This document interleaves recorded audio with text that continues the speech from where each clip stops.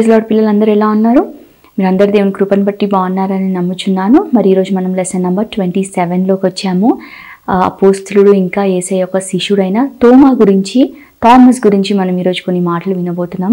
So Bible portion memory verse గురి విన్న తర్వాత మనం లెసన్లోనికి వెళ్దాం. ఈ లెసన్ యొక్క బైబిల్ పోర్షన్ వచ్చేసి మత్తయి సువార్త 10వ అధ్యాయము 1 నుంచి 4 వచనంలో, యోహాను సువార్తలో 11వ అధ్యాయం 16వ వచనం, 14వ అధ్యాయం 5వ వచనం, 20వ అధ్యాయంలో 24 నుంచి 29 వచనములు, తర్వాత యోహాను సువార్తలోనే 21వ అధ్యాయంలో 2వ వచనం. సో ఈ లెసన్ యొక్క మెమరీ వర్స్ కంటత వాక్యం వచ్చేసి యోహాను సువార్త 20వ అధ్యాయం 29వ వచనం. నేను చదివి వినిపిస్తాను. యేసు, నీవు నన్ను చూచి నమ్మితివి, చూడక నమ్మిన వారు ధన్యులని అతనితో చెప్పెను. Gospel of John chapter 20 and verse 29. Jesus said to him, Thomas, because you have seen me, you have believed. Blessed are those who have not seen and yet have believed. So ఈ lesson యొక్క గురి మనం ఫాస్ట్గా చదువుకుని లెసన్లోకి వెళ్దాం. Lesson యొక్క గురి వచ్చేసి యేసయ్యని చూసి నమ్మిన వారి కంటే చూడక నమ్మిన వారు చాలా ధన్యులు అని చెప్పేసి మెయిన్ ఒక గురి మనం ఈ లెసన్లోంచి వినబోతున్నాం. ఇంకా అవిశ్వాసము, ఇంకా అపనమ్మకం అనేది దేవుడు మనకు అనుగ్రహించు ఆశీర్వాదం, లేదా దేవుడు మనకు అనుగ్రహించు ఏదైనా కావచ్చు, దానికి అది ఎంతో ఆటంకం. మనకు అవిశ్వాసం ఇంకా అపనమ్మకం ఉన్న ఎడల అదేంటో అది మనం లెసన్లో విన్న తర్వాత మనకి చాలా క్లియర్గా అర్థమవుతుంది. సో మనము యాజ్ యూజువల్గా లాస్ట్ వీక్ విన్న అపోస్తలుని ఇంకా శిష్యుడైన పేతురు గురించి మనం కొన్ని మాటలు రివైజ్ చేసుకుని లెసన్లోనికి వెళ్దాం. మనం విన్నాం కదా పేతురు గురించి. 12 మంది శిష్యులలో ఆయన ఎంతో తొందరపడేవాడని చెప్పేసి మనం విన్నాం కదా. ఇంకా ఏ పనైనా ఏదైనా ముందు ఉండేవాడు, సమాధానమైన ప్రశ్న అయినా ముందే పేతురు ఉన్నట్టు మనం చూసాం. సో ఇలా ఆయన చదువు లేని ఒక జాలరి అయినప్పటికీ దేవుడు అతన్ని చాలా బలంగా చాలా గొప్పగా వాడుకున్నట్టు మనము లాస్ట్ వీక్ ఆయన గురించి విన్నాం. ఇంకా మనుషులను పట్టే జాలరిగా యేసయ్య అతన్ని చేస్తాడని ఒక వాగ్దానము పేతురికి దొరికింది. ఇక నీళ్ళపై యేసయ్యతో నడిచిన వాడు, తర్వాత మనం చూస్తే రూపాంతరం పొందిన యేసయ్యని చూసే ఒక గొప్ప ధన్యత పేతురికి దక్కినట్టు మనం చూసాం కదా. ఇంకా ఎవరు అభ్యంతర పడినను నేను మాత్రం అభ్యంతర పడను అని చెప్పేసి ఒక రోషం గల ప్రేమ గల మాట యేసయ్యతో పేతురు చెప్పినట్టు మనం విన్నాం. సో యేసయ్యని పట్టుకోవడానికి బంధించడానికి వచ్చిన ప్రధాన యాజకుడు ఒక దాసులలో ఒక అతని చెవిని కూడా నరికినట్టు మనం చూసాం కదా. తర్వాత యేసయ్యని ప్రధాన యాజకుడి దగ్గర తీసుకెళ్ళినప్పుడు రహస్యంగా యేసుని వెంబడించి ఎక్కడ నా దేవుణ్ణి తీసుకెళ్తున్నారా అని చూసే ఒక మంచి మనస్సు కలిగిన వాడు పేతురు అని విన్నాం. కానీ భయపడి తను యేసయ్య అంటే ఎవరో తెలియదని ముమ్మారు తను అక్కడ వాళ్ళతో చెప్పినట్టు, తర్వాత ఎంతో పశ్చాత్తాపపడి ఏడ్చినవాడు పేతురు అని చెప్పేసి మనం అతని గురించి విన్నాం. తర్వాత యేసయ్య ఎప్పుడైతే చనిపోయి తిరిగి లేచాడో అతను తిరిగి తన మొదటి పనికే, చేపలు పట్టే ఆ పనికి వెళ్ళాడు అని చెప్పేసి కూడా మనం విన్నాం కదా. అతను యేసయ్య స్వయంగా తానే పేతురుని వెతుక్కుంటూ వచ్చి తన పనిని, తన బాధ్యతని పేతురుకి అప్పచెప్పినట్టు మనం విన్నాం. ఎప్పుడైతే పరిశుద్ధాత్మ శక్తి పేతురు పొందుకుంటాడో అక్కడ ఉన్న వాళ్ళందరిలో 120 మందితో పాటు ఎంతో మంది పెంతెకోస్తు పండుగ నాడు వచ్చినట్టు చూసాం కదా. వాళ్ళందరిలో అంతటి వరకు పిరికివాడిలా ఉన్న పేతురులో ఎప్పుడైతే దేవుని శక్తి పొందుకున్నాడో నిలిచి గొప్ప దేవునికి సాక్షిగా నిలబడి ఒక సువార్తను ప్రకటించినట్టు మనం విన్నాం కదా. సో అక్కడ 3,000 మంది ఆనాడు రక్షణ పొంది బాప్టిజం తీసుకున్నట్టు ఒక గొప్ప కార్యాన్ని మనము లాస్ట్ వీక్ మంచిగా డిస్కస్ చేసుకున్నాం. తర్వాత మనం చూస్తే అన్యజనుడైన కొర్నేలు ఒక రక్షణకి కూడా దేవుడు పేతురుని వాడుకున్నట్టు, ఇంకా క్రమశిక్షణ విషయంలో కూడా పేతురు చాలా నిష్టగా ఉన్నట్టు కూడా మనం చూసాం కదా. తర్వాత అతను నీడ పడితే కూడా స్వస్థత దొరికింది కదా. పేతురులో దేవుని శక్తి అంత బలంగా పనిచేసినట్టు మనం చూసాం. ఆఖరిగా అతను చెరసాలలో వేయబడి దేవునికి ఒక హతసాక్షిగా మారినట్టు చరిత్ర చెప్తుందని కూడా మనము విన్నాం కదా. ఇంత గొప్ప శిష్యుని గురించి మనం వినే భాగ్యం దేవుడు మనకు అనుగ్రహించాడు. సో ఇలాంటి శిష్యుడే, ఇలాంటి అపోస్తలుడే 12 మందిలో ఒక్కడైన తోమా గురించి ఈరోజు మనం ఇంకొన్ని మాటలు విందాము. సో ఈ మనకి లాస్ట్ ఒక లెసన్లో కూడా మనం డిస్కస్ చేసుకున్నాం కదా, మన భారతదేశానికి సువార్తని ఎవరు తీసుకొచ్చారు అని చెప్పేసి మనం లాస్ట్ 2-3 లెసన్స్ బ్యాక్ మనం విన్నాం కదా. యాక్చువల్లీ తీసుకొచ్చింది తోమానే. అందులో ఎక్కడ స్టేట్ అంటే కేరళలో, మెయిన్గా భారతదేశంలో కేరళకి సువార్త తీసుకొచ్చింది, దేవుణ్ణి మనకి పరిచయం చేసింది ఎవరో కాదు, తోమానే అనమాట. సో మనం చూస్తే AD 52 ఆ టైంలో తోమా మన భారతదేశానికి వచ్చినట్టు మనం చూస్తాము. సో మనము ఈ గాస్పెల్స్లో, ఈ సువార్తలో మనం చూస్తే తోమా ఒక డౌటింగ్ థామస్ అని చెప్పేసి తోమా గురించి ఒక పేరు ఉందన్నమాట. అనుమానపు తోమాగా అంటాడంటే మనకి అర్థమవుతుంది. ఇప్పుడు ముందు ముందు చదివితే కొంచెం అనుమానం, కొంచెం అవిశ్వాసం ఉన్నవాడు అనమాట. అది ఏంటో మనం విందాము ముందు ముందు. సో కానీ యేసయ్య తన అవిశ్వాసాన్ని కూడా తీసివేసి చాలా అతనికి బలం ఇచ్చినట్టు మనం చూస్తాము. ఆ బలంతోటే చాలా గొప్పగా తోమాని దేవుడు వాడుకున్నట్టు కూడా మనకు అర్థమవుతుంది. నేను ఇప్పుడు 12 మంది యేసయ్య యొక్క శిష్యుల పేర్లు చదివి వినిపిస్తాను. ఇప్పటి వరకు మనం వింటున్నాం కదా 12 మంది అని. వాళ్ళ పేర్లు ఒకసారి నేను చదివి వినిపిస్తాను.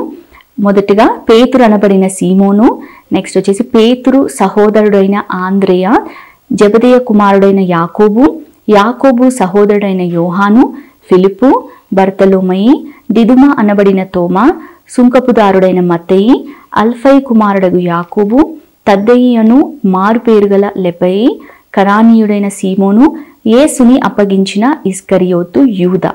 సో ఆఖరి పేరు ఇస్కరియోతు యూదా. ఈయన యేసయ్యని అప్పగిస్తాడు ప్రధాన యాజకులకు అనమాట. సో ఈయన మోసం చేసి ఈయన చనిపోయిన తర్వాత వాళ్ళు చీట్లు వేసి ఇంకొక శిష్యుని వాళ్ళు ఎన్నుకుంటారు, ఆయన మత్తీయ. సో ఓవరాల్ 12 మంది శిష్యులు ఉన్నట్టు మనం చూస్తామన్నమాట. సో తోమా అనే మాటకు అర్థం వచ్చేసి 2, ట్విన్ అని అంటారు. సో గ్రీక్లో దీన్ని దిదుమా అని అంటారనమాట, ట్విన్ అనే మాటకి. సో తోమా కూడా పేతురు వలె ఒక జాలరీ, ఒక ఫిషర్ మ్యాన్ అని చెప్పేసి మనం చూస్తాం బైబిల్లో. ఇక ముందు మనం నెక్స్ట్ ఒక సిచ్యువేషన్ని డిస్కస్ చేసుకుందాం. ఇప్పుడు మనం సందేహించు శిష్యుడైన తోమా గురించి మనం ఒక పాయింట్ మనం ఇప్పుడు డిస్కస్ చేసుకుందాం. సో బేతేనియా అనే ఒక ఊరిలో మార్తా, మరియా, లాజర్ అని చెప్పేసి 3 కుటుంబీకులు ఉండేవాళ్ళంట. యేసయ్య కుటుంబాన్ని చాలా ప్రేమించేవాడంట. ఒకరోజు లాజర్ అనే వారి సహోదరుడికి ఆరోగ్యం ఏం బాలేక ఆయన రోగి అయి ఉన్నప్పుడు వాళ్ళ అక్క చెల్లెలు ఏం చేశారంటే యేసయ్యకి ఈ వర్తమానం పంపించారనమాట. ఏమని, మా సహోదరుడు రోగి అయి ఉన్నాడు ప్రభువా అని చెప్పేసి. అంటే యేసయ్య ఆ సమయానికి బేతేనియాలో కాకుండా వేరే చోట తన పరిచర్య చేయడానికి వేరే చోట ఉండవచ్చు.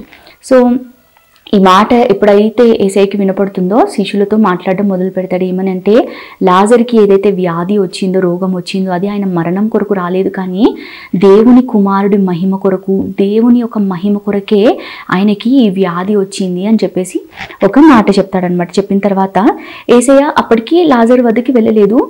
ఇట్లా వర్తమానం రాగానే వెళ్ళాల్సి ఉండే, కానీ యేసయ్య ఒక 2 రోజుల వరకు కూడా లాజర్ వద్దకు అసలు వెళ్ళలేదంట. వెళ్ళలేక మళ్ళీ మాట్లాడతాడు. ఏమని, శిష్యులతో మళ్ళీ మాట్లాడడం మొదలు పెడతారు. మనము లేచి యూదయకు వెళ్దాము రండి అని చెప్పినప్పుడు అప్పుడు శిష్యులు యేసయ్యతో ఒక మాట అంటారు. ఏమనంటే, ప్రభువా, యూదులు నిన్ను చంపాలని, రాళ్లతో కొట్టి చంపాలని చూస్తున్నారు కదా ప్రభువా, అయినను వెళ్ళుదువా ప్రభువా అని ఒక మాట అంటాడనమాట. అంటే మనకు తెలుసు కదా, యేసయ్య దేవుని కుమారుడని చెప్పడం, యేసయ్య చేసే అద్భుతములు అవన్నీ చూసినప్పుడు యూదులకు, ప్రధాన యాజకులకు ఎంతో యేసయ్య పైన కోపం పెట్టుకుని ఉన్నారు. ఎప్పుడెప్పుడు యేసయ్యని బంధించి చంపాలి అని చెప్పేసి వాళ్ళు ఎదురు చూస్తూ ఉంటారు. సో అదే విషయము శిష్యులు యేసయ్యకి గుర్తు చేస్తారనమాట. అయినా కానీ యేసయ్య మరలా వారితో మాట్లాడతాడు. ఏమనంటే, మన స్నేహితుడైన లాజరు నిద్రించుచున్నాడు, అతని మేలుకొలుపు కొరకు వెళ్ళుచున్నాను అని అంటాడనమాట. సో నిద్రించుచున్న లాజర్ని లేపడం ఎందుకు కదా, కానీ యేసయ్య చెప్పిన మాట ఏంటంటే, నిద్ర అంటే చనిపోవడం అనమాట. అంటే లాజర్ చనిపోయాడు, అతన్ని మరణం నుంచి లేవనెత్తడానికి నేను వెళ్తున్నాను అని చెప్పేసి ఆ మాట వారికి ఇండైరెక్ట్గా చెప్తాడనమాట, నిద్ర అని చెప్పి. సో ఈ మాట శిష్యులకి అస్సలు అర్థం కాదు. సో అర్థం కాక ఇలా వాళ్ళకి అర్థం కాలేదన్న విషయం కూడా యేసయ్యకి తెలుసు కాబట్టే మరలా మాట్లాడతాడు, స్పష్టంగా చెప్తాడు. ఏమనంటే, లాజరు చనిపోయాడు, సో మీరు నమ్మాలని చెప్పేసే నేను ఇక్కడ ఉన్నాను, అక్కడికి ఇంకా వెళ్ళలేదు, మీరు ఈ విషయం నమ్మాలని చెప్పేసి నేను ఇక్కడ ఉన్నాను మీతో పాటు అని చెప్పేసి ఒక మాట చెప్తారనమాట. ఆ తర్వాత మనం లెసన్లో చూస్తే యేసయ్య లాజర్ వద్దకు వెళ్ళడం 4 రోజులు ఆయన అవుతుందన్నమాట చనిపోయి. అయినా కానీ మరణం నుంచి లాజర్ని లేపి ఒక గొప్ప అద్భుత కార్యం అక్కడ వారి మధ్యలో చేసినట్టు చూస్తాం. కానీ ఈ విషయాలన్నిటిని బట్టి శిష్యుడైన తోమా ఏమనుకుంటున్నాడో మనం ఇప్పుడు విందాము. సో యేసయ్య లాజర్ వద్దకు వెళ్ళక ముందే శిష్యుడు అయిన తోమా ఏమంటాడంటే, ఇతరుల శిష్యులతో ఏమంటాడంటే, యేసయ్యతో కూడా చనిపోవడానికి మనము వెళ్ళుదుము అని అంటాడనమాట. సో ఇప్పుడు ఈ విషయాన్ని బట్టి మనకేం అర్థమవుతుందంటే, ఇందాక మనం విన్నట్టు యెరూషలేములో యేసయ్య ప్రాణానికి ఒక ప్రమాద ముప్పు ఉందని మనం విన్నాం కదా. సో ఆ విషయాన్ని బట్టి తోమా ఏమనుకుంటున్నాడంటే, మనము కూడా యేసయ్యతో వెళ్తే యేసయ్యతో పాటు మనకి కూడా మన ప్రాణానికి ముప్పు ఉంది, ఆయనని చంపితే మనని కూడా ఆయనతో పాటు చంపేస్తారు, సో మనం కూడా ఆయనతో పాటు చనిపోవడానికి వెళ్దామని చెప్పేసి తోమా వారితో అంటాడనమాట. సో యేసయ్య లాజర్ చనిపోయిన విషయం, లాజర్ని ఆయన మృతులలో నుంచి లేపుతాడన్న విషయము తోమాకి కానీ ఎవరి శిష్యులకు అర్థం కాలేదని చెప్పేసి మనము ఈ విషయాన్ని బట్టి మనకి స్పష్టంగా అర్థమవుతుంది. ఇప్పుడు మనం అపోస్తులైన తోమా జీవితంలో జరిగిన ఒక సందర్భం గురించి విందాము. అయితే తోమాకి ఎప్పుడు అనుమానం వచ్చినా, ఏదైనా విషయంలో ఏదైనా డౌట్ వచ్చినా వెంటనే అడిగేవాడని చెప్పేసి మనం చూస్తాం. ఒక సందర్భంలో యేసయ్య శిష్యులతో మాట్లాడుతుంటాడు అనమాట. ఏమని అంటే, నా తండ్రి ఇంట అనేక నివాసములు కలవు, సో మీకు నేను స్థలము అక్కడ సిద్ధపరచడానికి నేను వెళ్తున్నాను, సో నేనుండే స్థలంలో మీరు కూడా ఉండడానికి నేను మరలా వచ్చి మిమ్మల్ని తీసుకొని వెళ్తాను అని చెప్పేసి ఒక మాట అంటాడు అనమాట. సో యేసయ్య ఇక్కడ చెప్పేది ఏంటంటే, నేను ఇక్కడ నుంచి పరలోకానికి నా తండ్రి యొద్దకి నేను వెళ్ళి అక్కడ మీ కొరకు ఒక స్థలంని సిద్ధపరుస్తాను, మీ కొరకు స్థలాన్ని నేను సిద్ధపరిచి మరలా నేను వచ్చి నేను మిమ్మల్ని నాతో పాటు మీరు ఉండడానికి నేను అక్కడికి తీసుకొని వెళ్తానని చెప్తాను అనమాట. చెప్పినప్పుడు ఇంకొక మాట కూడా దాని తర్వాత అంటాడు ఏంటంటే, నేను వెళ్ళుచున్న స్థలమునకు మార్గము మీకు తెలియము అంటాడు అనమాట. సో నేను తండ్రి యొద్దకు వెళ్తానని చెప్పాను కదా, ఆ మార్గము మీకు కూడా తెలుసు అని అంటాడు. సో వెంటనే తోమాకి లోపల ఒక డౌట్ వచ్చేస్తుంది, ఒక ప్రశ్న వచ్చేస్తుంది అనమాట. వెంటనే తోమా ఏమడుగుతాడంటే, ప్రభువా నీవెక్కడికి వెళ్తున్నావో మాకు తెలియదు, సో మరి ఆ మార్గం మాకు ఎట్లా తెలుస్తుంది అని అడుగుతాడు అనమాట. సో నువ్వు ఎక్కడికి వెళ్తున్నావో ఆ స్థలమే మాకు తెలియకపోతే మరి దాని మార్గము మాకు ఎట్లా తెలుస్తుంది అని అడుగుతాడు అనమాట. అడిగినప్పుడు యేసయ్య తోమాతో ఒక మంచి సమాధానం, అద్భుతమైన సమాధానం ఏమిస్తాడు తెలుసా, నేనే మార్గమును సత్యమును జీవమును, నా ద్వారా తప్ప తండ్రి వద్దకు ఎవ్వరు కూడా వెళ్ళలేరు అని చెప్తారనమాట. సో ఈ మాట మనం చాలాసార్లు వినే ఉంటాం కదా. సో తోమాతో దేవుడు మాట్లాడిన మాట ఇదే అనమాట, నేనే మార్గము జీవము సత్యము అని చెప్పేసి మాట్లాడతాడు అనమాట. సో తోమాకి ఇక్కడ అనుమానం ఏమొచ్చింది, ప్రభువా నువ్వు వెళ్ళేది ఎక్కడికో మాకు తెలియదు, మరి దాని మార్గం ఎలా తెలుస్తుందని తన లోపల ఏదైతే ఉందో చక్కగా ఆయనకి డౌట్ వచ్చినప్పుడు వెంటనే దాన్ని క్లారిఫై చేసుకొని దేవుడితో మాట్లాడినట్టు మనం చూస్తామన్నమాట. సో ఇంకొక సందర్భంలో మనం చూస్తే యేసయ్య చనిపోయి తిరిగి లేచిన తర్వాత, ఆయన పునరుద్ధానుడైన తర్వాత మొదటిసారి శిష్యులకి ప్రత్యక్షమవుతాడు అనమాట. సో ఆ సమయంలో తోమా వారి మధ్యలో ఉండడనమాట. ఉండినప్పుడు తర్వాత అది జరిగిన తర్వాత తిరిగి మళ్ళీ యేసయ్య వెళ్ళిపోయిన తర్వాత తోమా ఎప్పుడైతే వారితో కలుస్తాడో అప్పుడు శిష్యులు చాలా ఆనందంతో తోమాకి చెప్తారు, ఏమని, మేము ప్రభువుని చూసాము అని చెప్తారనమాట. అంతే కదా, తోమా వారి మధ్యలో ఉండడు కాబట్టి జరిగిన సందర్భాన్ని ఎంతో ఎక్సైట్మెంట్తో ఆనందంతో తోమాకి వారు చెప్పి ఉండవచ్చు, మేము ప్రభువుని చూసామని. కానీ తోమాకి మరలా ఒక అనుమానం అనమాట, మరలా ఒక ప్రశ్న ఏంటి. ఇప్పుడు మనం చూస్తాం ఆ సందర్భంలో శిష్యులతో తోమా ఏమని చెప్తాడంటే, నేను యేసు యొక్క చేతులలో మేకుల గుర్తును చూచి నా వ్రేలు ఆ మేకులలో ఆ గుర్తులలో పెట్టి ఇంకా నా చెయ్యి ఆయన ప్రక్కలో ఉంచితేనే గానీ నేను నమ్మను అని చెప్తాడు. సో మనకు తెలుసు కదా, యేసయ్యని సిలువకి వేసినప్పుడు ఆయన చేతులలో మేకులు కొట్టారని తెలుసు కదా, ఆయన పక్కలో కూడా బల్లెని పొడిచినట్టు మనం చూస్తాం. సో మనందరికీ తెలుసు. సో తోమా ఇక్కడ ఏమంటున్నాడు, మీరు ప్రభువుని చూశానని మీరు అంటున్నారు, నేనైతే మీ మధ్యలో అప్పుడు లేను. సో యేసయ్య మరలా ఒకవేళ వస్తే గనక నేను ఆయన ఆ గుర్తులలో నేను నా చేతులు పెడితేనే కానీ నేను నమ్మను అని అంటారనమాట. సో ఇలాగే ఇది చెప్పిన తర్వాత ఒక 8 దినముల తర్వాత మరలా యేసయ్య వారి మధ్యలో ప్రత్యక్షం అవుతాడు అనమాట. సో అప్పుడు తోమా కూడా వారి మధ్యలో ఉంటారు. వాళ్ళు యాక్చువల్లీ తలుపులు వేసుకొని అందరూ ఒక చోట కూర్చున్నప్పుడు యేసయ్య వారి మధ్యలో ప్రత్యక్షమైనట్టు మనం చూస్తాం. అప్పుడు వెంటనే తోమాతో దేవుడే మాట్లాడతాడు డైరెక్ట్గా. ఫస్ట్ మాట తోమాని చూసి ఏమంటాడంటే, తోమా నీ వేలు ఇటు చాచి నా చేతులు చూడుము అని అంటాడు. ఇంకా నీ చెయ్యి చాచి నా ప్రక్కలో ఉంచి అవిశ్వాసివి కాక విశ్వాసి అయి ఉండు అని ఒక మాట అంటాడు అనమాట. సో తోమా ఆ రోజు వారి మధ్యలో మాట అన్నాడని యేసయ్యకి తెలుసు కదా, ఆయనలో ఉన్న అవిశ్వాసము ఆ అపనమ్మకం అవన్నీ యేసయ్య ముందే ఎరిగి నెక్స్ట్ టైం సెకండ్ టైం ప్రత్యక్షం అయినప్పుడు తోమాతోనే మాట్లాడుతున్నాడు. ఏంటంటే, ఇదిగో నీ చేతులు చాపి ఇక్కడ చూడు, నేనే పునరుద్ధానుడైన యేసయ్య అని చెప్తానమాట. వెంటనే తోమా యేసయ్యని చూసిన వెంటనే ఆయన ఏమంటాడు, నా ప్రభువా నా దేవా అని చెప్పేసి అన్నట్టు మనం చూసాం. సో ఆ క్షణమే తోమా ఒక అనుమానం పూర్తిగా కొట్టివేయబడింది కదా. యేసయ్య వచ్చి ఆయనకున్న అనుమానం అదంతా తీసేసి ఆయనని బలపరిచినట్టు మనకి అర్థమవుతుంది. సో అప్పుడు యేసు తోమాతో ఇంకొక చాలా చక్కని మాట మాట్లాడతాడు. ఏంటి తెలుసా, తోమా నువ్వైతే నన్ను చూశాక నమ్మావు, నన్ను చూసి నేను నా గుర్తులను చూశాక నమ్మావు, కానీ ఎవరైతే నన్ను చూడకుండా కూడా నా యందు విశ్వాసం ఉంచుతారో వారు ధన్యులు అని చెప్పేసి అంటాడు. మీకు ఉన్న కంటత వాక్యం కూడా ఇదే, ఏమని, నీవు నన్ను చూచి నమ్మితివి, చూడక నమ్మిన వారు ధన్యులు అని చెప్పేసి ఒక మంచి మాట ఆ రోజు తోమాకి యేసయ్య చెప్పినట్టు మనం విన్నాం. సో ఇంకొక సందర్భం మనం డిస్కస్ చేసుకుందాం ఈయన లైఫ్లో. మనం లాస్ట్ వీక్ విన్న పేతురు లెసన్లో ఒక మాట విన్నాం కదా, యేసయ్య పునరుద్ధానమైన తర్వాత తిరిగి వాళ్ళు చేపలు పట్టడానికి వెళ్తారు అని చెప్పేసి మనం విన్నాం. అక్కడ మనం చూస్తే 7 ఉంటారు. సో వారి మధ్యలో తోమా కూడా ఉన్నట్టు మనం చూస్తాం. సో పేతురు చెప్తాడు, నేను చేపలు పట్టడానికి వెళ్తున్నాను అని చెప్పినప్పుడు వీరు కూడా అంటారు, మిగతా 6 మేము కూడా మీతో పాటు వస్తాను అని అంటారు అనమాట. సో అందులో తోమా కూడా ఉన్నట్టు మనం చూస్తాం. సో వారు అలా చేపలు పట్టడానికి వెళ్ళినప్పుడు రాత్రంతా ప్రయాసపడతారు కానీ ఒక్క చేప కూడా వారికి దొరకదు కదా. సో ఉదయం అవుతూ ఉంటుందన్నమాట. మార్నింగ్ అట్లా అవుతున్నప్పుడు అక్కడ యేసయ్య తిబెరియా సముద్ర ధరిన ఆ తీరమును ఆయన నిల్చొని ఉంటాడు అనమాట యేసయ్య. కానీ అక్కడ నిల్చున్నది యేసయ్య అని శిష్యులు ఎవరు గుర్తుపట్టినప్పుడు అక్కడ నుంచి యేసయ్య వీళ్ళతో మాట్లాడుతూ ఉంటాడు. ఏమనంటే, తినటానికి ఏమన్నా ఉందా అని చెప్పేసి అడుగుతాడు. పిల్లలారా, భోజనంకు ఏమైనా ఉందా అని అడిగినప్పుడు శిష్యులు అంటారు, వాటి దగ్గర ఏం ఉండదు కాబట్టి మా దగ్గర ఏం లేదు అని అంటారు. కానీ వాళ్ళకి తెలియదు వారు యేసయ్యతో మాట్లాడుతున్నట్టు. అప్పుడు వెంటనే యేసయ్య శిష్యులతో అంటాను, మీ వల, మీ దోణ ఏదైతే ఉందో దోణకి కుడి పక్కన మీ వల వేయమని అన్నప్పుడు వాళ్ళు చెప్పినట్టే చేసినప్పుడు గొప్ప చేపలు వాళ్ళకి దొరుకుతాయంట. అప్పుడు వాళ్ళు వలని కూడా లాగడానికి వాళ్ళ వల్ల కాదనమాట, అంత గొప్ప చేపలు దొరికినప్పుడు అప్పుడు యేసు ప్రేమించిన శిష్యుడు వారి మధ్యలో ఒక శిష్యుడు అంటాడు, అది అక్కడ ఉంది ఎవరో కాదు, అది యేసయ్యని అని చెప్పేసి అంటాడనమాట. అన్నప్పుడు మనం చూస్తే అలా వాళ్ళు వల్ల దిగేస్తారు. దిగి యేసు దగ్గరికి వెళ్ళినప్పుడు అక్కడ నిప్పులు ఉంటాయి, నిప్పుల మీద కాల్చబడిన చేపలు కూడా ఉన్నట్టు మనం చూస్తామన్నమాట. తర్వాత వాటితో కొంచెం సంభాషణ జరుగుతుంది అక్కడ.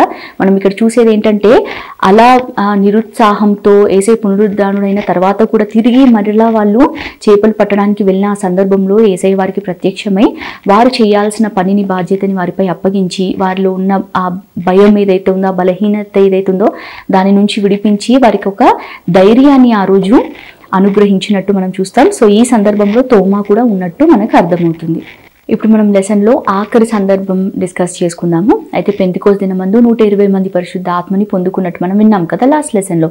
సో వారి మధ్యలో తోమా కూడా ఉన్నట్టు మనం చూస్తాం. సో పరిశుద్ధ ఆత్మ పొందుకున్న తోమాని దేవుడు ఎంతో బలంగా తన పరిచర్య కొరకు వాడుకున్నట్టు మనకు అర్థమవుతుంది. సో మనం ఇంట్రడక్షన్లో విన్నాం కదా, మన భారతదేశానికి యేసయ్యని పరిచయం చేసింది, సువార్తని తీసుకొచ్చింది ఈ శిష్యుడైన తోమానే.